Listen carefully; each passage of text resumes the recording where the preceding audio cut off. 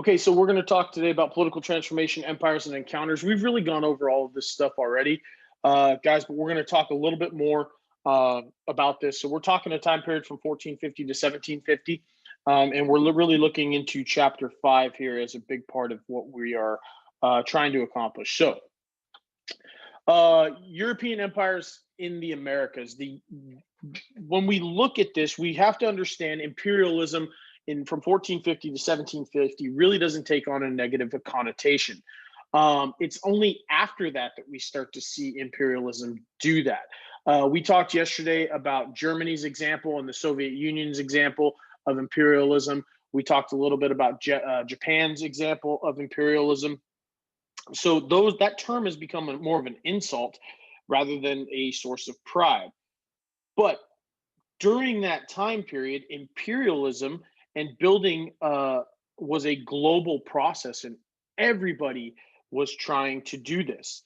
The Americas, with the Aztec and the Incan empires, they flourished before they're going to be incorporated into the Spanish, the Portuguese, British, French, Dutch, all a part of that as well. Old societies would be destroyed and new societies arise as Native Americans, Europeans, and Africans come into contact with one another. Europeans are not the only ones on the imperial stage. You have Russia in expanding into places like Siberia and even parts of China as well, in penetrating into those different areas. Chinese people practice Islam, Buddhism, and other religions as well. The Islamic Mughal Empire bringing Hindus and Muslims together. So we see that this happens elsewhere too. Really, among the early modern empires was those of the Western European. They're very distinct because of the territories that they conquered. That's an ocean away, all stemming out of Christopher Columbus's voyages. The Spanish focused their empire building around the Caribbean, and then later turned to the mainland of the Americas as a big part of this. The Portuguese will establish themselves along the coast of, or excuse me, off the coast of Brazil, in present day Brazil. And then the British, French, and Dutch launched theirs on the east coast of North America, where we are very familiar with that, obviously being the east coast of what is now the Americas. So, what is the European advantage to this? The European empires within the Americas. Geography is going to provide a huge starting point for explaining Europe's American empires. The countries on the Atlantic Rim are of Europe: Portugal, Spain, Britain, and France. They are going to have a much easier time than any other potential real Asian competitors in this, because they're frankly just closer. The wind system also that would allow them to reach this area was much better too. So we start to see that as a big part of this as well. The rich markets of the Indian Ocean world provide very little incentive for the Chinese, the Indians, or Muslim participants to venture anywhere really beyond their own waters. They have everything within their own ideals. But it's very powerfully motivated due to, or after 1200 or so, that European elites are going to kind of be increasingly aware of the region's marginal position within the rich world, and they want to improve that. They're determined to gain access to that. So once the Americas are discovered, there are natural resources that will come out of this as well.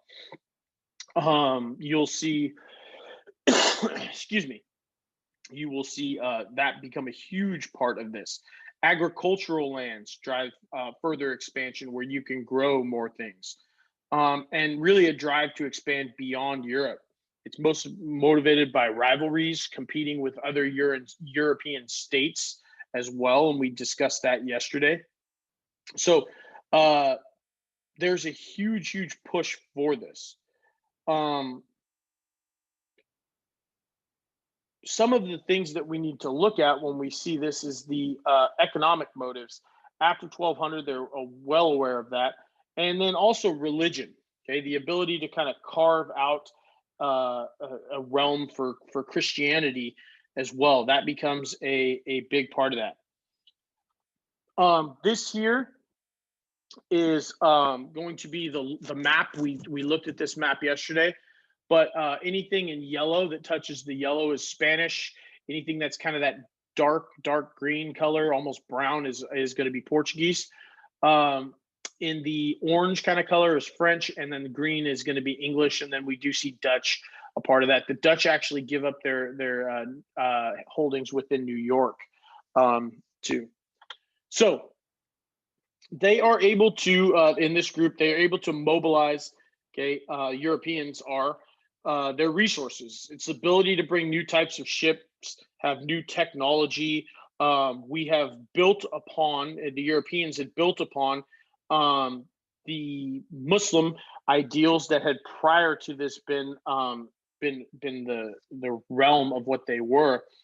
And so they build on these things, and they have new types of ships, advantages in things like gunpowder, ironworking, horses initially had no parallel in the Americas, although many people will later come to gain those horses. But they just have a better chance. Next, they also have American collaborators. They're able to find subjugated people who are willing to fight against groups like the Aztecs and the Incas.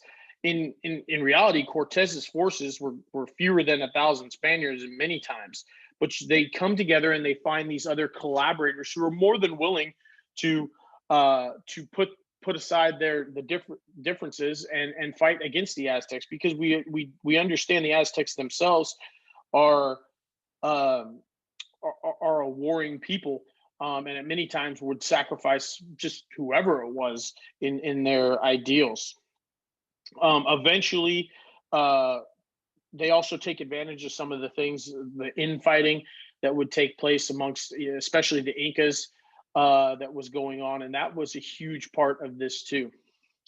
The most significant advantage the European had was the germs and diseases that they brought, which native people had no familiarity with, and therefore, probably having no familiarity, also had no way to fight these diseases off. It actually decimates their society. Sometimes actually in advance to the Europeans' actual arrival. Places like the Caribbeans, Virginia, New England, the rapid buildup of the immigrant populations, coupled with diminished number of natives, allowed Europeans to actually outnumber local peoples very soon and quickly within a certain portion there. This is something we're going to read a little bit later. This is Biblioteca Nacional, Madrid, Spain. This is Doña Marina left translating to Cortez. And we'll read through this here at a later date.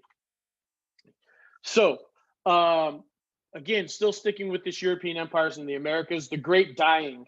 The Great Dying and Little Ice Age are going to have a huge effect on the demographics that we look at. So, when we talk about the Great Dying and the Little Ice Age, the demographic collapse is huge. Collapse of all Native American societies. And it starts, though, really with it's being the chief consequence of this. At one point in time, it's debated that there is anywhere between 60 to 80 million pre-Columbian population within the Americas.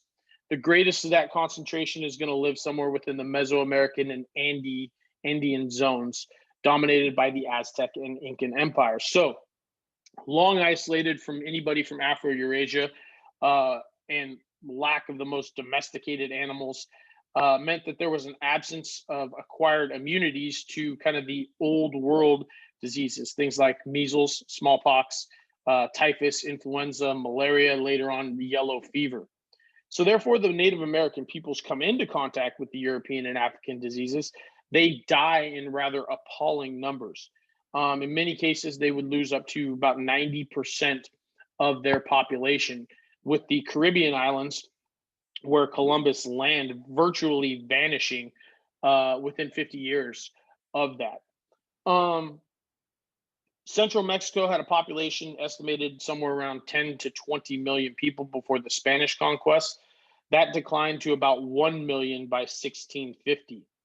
And so that is a huge, huge loss for those groups there. The situation is very similar in the Dutch and British territories.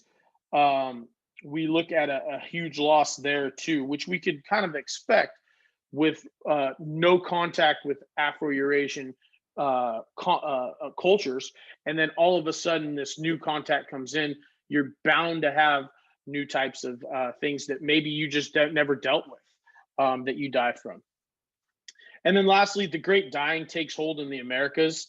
It's This is really the loss of life amongst this group, and it kind of coincides with another kind of phenomenon known as the Little Ice Age. It's a long period, a period from 13th to the 19th century of unusually cool temperatures, and it's going to span a lot of the early modern period, most predominantly within the northern hemisphere. Uh, the causes are still up for debate, but some have suggested at a low point in sunspot activity. Others are talking about volcanic eruptions. The ash and gases kind of block the sun's warming energy. Some scientists have linked the Little Ice Age to the demographic collapse in the Americas. The Great Dying, they say, is going to and argue is that it results in a desertion of large areas of Native American farmland, and it ends traditional practices of things like forest management and so on and so forth. So the changes kind of spark a resurgence of plant life, which in turn took large amounts of carbon dioxide and things like that, and that causes the Little Ice Age. There's still a lot of stuff out there, though, that is a part of this that we need to look at. It varies from region to region, but the cooler climate does reach its peak in many regions right around the mid 17th century. And that helps to spark what scholars have termed the general crisis. Much of China, Europe, and North America experienced some record or near record cold winters at that time. And we see this happening in a lot of different places, the extreme cold that took place. We also see the difficult weather conditions kind of accentuated other stresses within society, widespread famines, epidemics, uprisings, wars, all those things. Eurasia does not really escape lightly from those stresses either. They still have possible ideas behind this. The Ming Dynasty is going to be one of those that falls during this time period. There's a civil war in Mughal India that occurs in the context of what was the general crisis as well. So the Americas, they're already devastated by the Great Dying. They spared the suffering and that accompanied the Little Ice Age and the general crisis of the 17th century. Central Mexico, which was the heartland of the Aztec Empire and the center of the Spanish colonial rule there, has a severe drought for 5 years after 1639, and it sends the price of maize or corn skyrocketing. It leaves the granaries rather empty. So this drought is caused by all of these things. And we start to see public processions to the statue of Our Lady of Guadalupe, who has gained the reputation for producing rain in that. The Caribbean regions experience the same thing. Things like El Nino weather patterns are all a part of this as well. So, like the Great Dying, the general crisis reminds many that climate plays an important role in shaping human history. And that's something that you guys really need to understand when we talk about this. You have to understand environmental effects on human history when we look at the AP. And the general crisis will show us that the climate is a big part of this as well. Last couple slides that we're doing here is going to be talking about the Columbian Exchange. Really what takes place within the Columbian Exchange, kind of created by the Little Ice Age and the Great Dying, is labor shortage. And this is where we start to see the implementation of slave labor. And this is where the migrant slaves will begin to kind of work their way into the Americas.